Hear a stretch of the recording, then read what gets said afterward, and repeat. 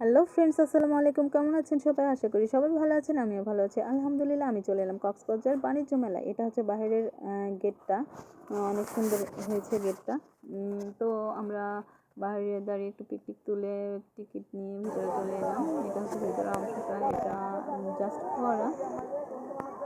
এখানে জায়গাটা অনেক সুন্দর। তো এখানে আমরা স্টলগুলো ঘুরে ঘুরে দেখলাম অনেকগুলো স্টল এখনও রেডি হয়নি, কারণ আজকে যেহেতু প্রথম দিন, আজকে উদ্বোধন হয়েছে। তো আমি আজকেই চলে এসেছি, কারণ আমি বাড়ি চলে যাব এই জন্য। তো এরপরে হয়তো ফুল মেলাটা কমপ্লিট হয়ে যাবে, সবগুলো স্টল সাজানো হয়ে যাবে, তখন অনেক ভালো ভালো জিনিস পাওয়া যাবে এই মেলাতে। তো আমরা চলে এলাম। এই তো মেয়েদের অনেক কিছু আছে এখানে, অনেক সুন্দর সুন্দর, এগুলো অনেক কম দামেই পাওয়া যায়।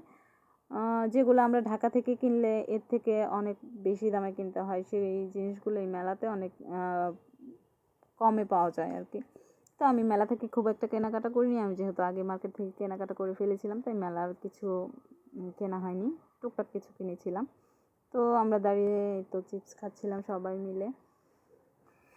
তারপর ফারিহা বলতেছে ও দোলনায় উঠবে। তারপর ভাবলাম যে ঠিক আছে, উঠি একটু। তারপর এই তো আমরা দোলনায় উঠে পড়লাম। আমাদের সাথে পিছনে আর 2জন মেয়ে ছিল, আর খুব একটা মানুষজন ছিল না। তারপর এই তো ঘুরছিলাম।